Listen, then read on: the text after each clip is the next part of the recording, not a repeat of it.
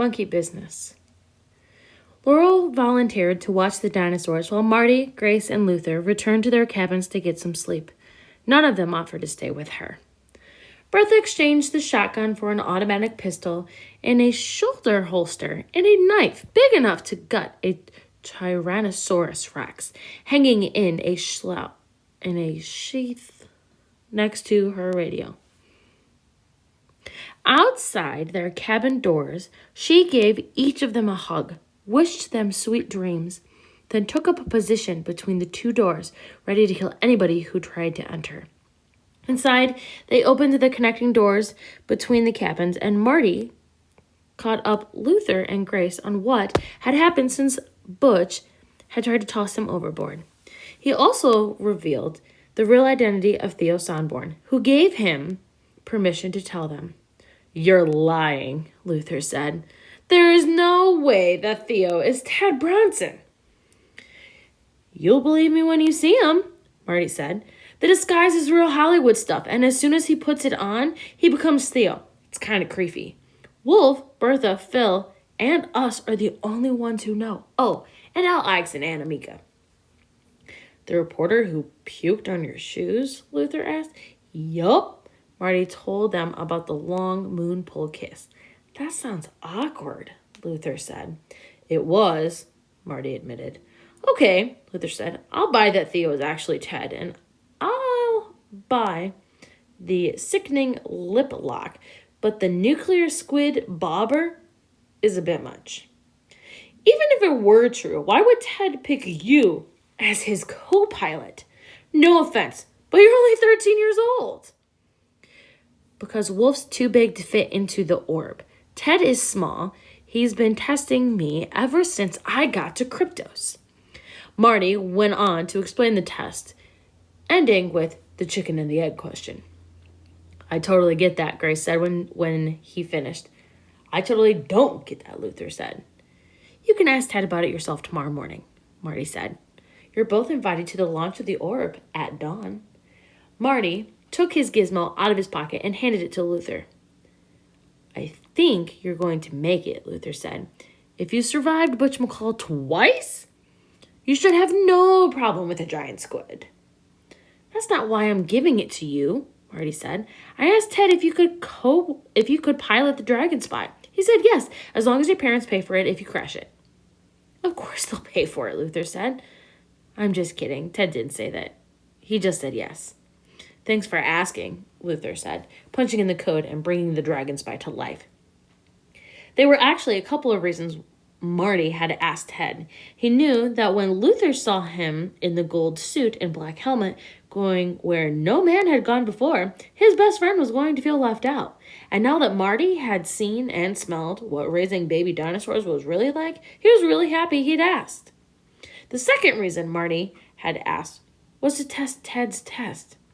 If the point of letting Marty fly the Dragon Spy was to see if Marty would obey the rules, then there was no reason for Ted to say no. Marty had passed the rule test with flying colors. Not only had Ted said yes, he offered to loan his transparent Dragon Spy to them whenever they wanted so they could fly them in tandem. Right out of the drawer, Luther had the Dragon Spy in a perfect hover in the center of the cabin. He had been playing video games since he was 2 years old. His parents and nannies had used the games to pacify the wild-haired child. He circled the Dragon Spy around the small cabin without even looking at the controls, as if his thumbs had brains of their own. Marty was a much better artist than Luther, and certainly a better cook, but Luther was the Michelangelo of video games. Marty realized that if Ted had seen Luther's natural ability, it would have been Luther in the aqua suit and Marty in scrub scooping up dino poop.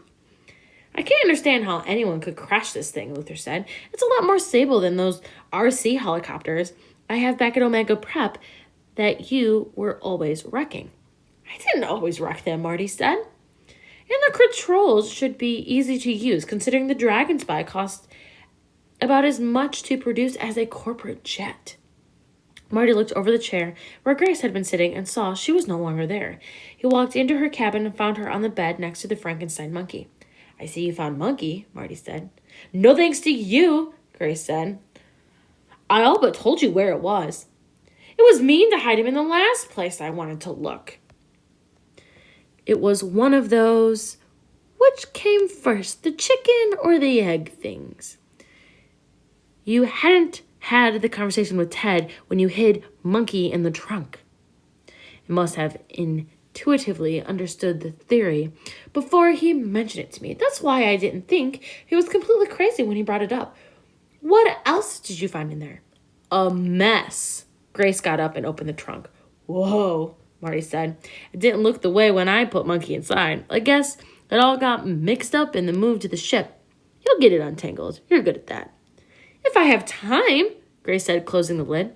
I've barely been in the cabin since the dinosaurs hatched. All I've looked at are a few old photos. Pretty weird, aren't they? When I saw them, I thought they were photos of you when you were little. I know, Grace said. But what's even stranger are the photos of Noah Blackwood as a father. Looking at them, it's hard to believe that he's the same man Wolf portrayed. When you're rummaging through it, did you happen to see any photographs of my grandmother? Marty had to think about it for a moment. He did have a photographic memory, particularly for visual images, but he'd gone through the trunk back in the Congo. He'd been in a panic over Grace, and his mental camera lenses were a little out of focus. I don't think I saw her, he finally said. I would have noticed that. But you didn't notice the lack of a grandmother? Grace said. Marty shook his head. You're right. I was thinking about what was there, not what was missing. That might be another one of those chicken and egg things. There are a lot more photos at the bottom of the trunk and memory sticks with either photos, video, or maybe digital records on them. And then there are the moleskines. I bet they have stuff in them about Wolf. At this point, I'm more interested in who my grandmother was or is, Grace said. She might still be alive. We know all about Wolf. Marty shook his head again. I think we know what Wolf wants us to know, and one thing we don't know is how he and Ted ended up with their own personal island that's so secret it doesn't show up on the map. The government gave it to him, Grace said. Right, but why did they give it to him? What did they do for the government that would make them hand over an island? Something important, I suppose, Grace said, walking over to the porthole.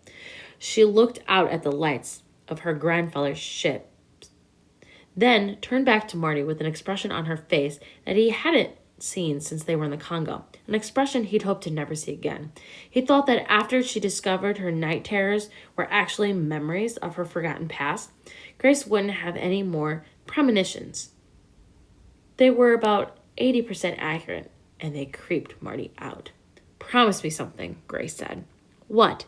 If something should happen to me, I want you to go through this trunk and find out whatever else is inside. What do you think is going to happen to you? Marty asked, alarmed. I don't know. I just feel something big is coming my way. Something unpleasant. You're probably just tired of dino duty, Marty said, trying to reassure his cousin. Grace shook her head and picked up Monkey.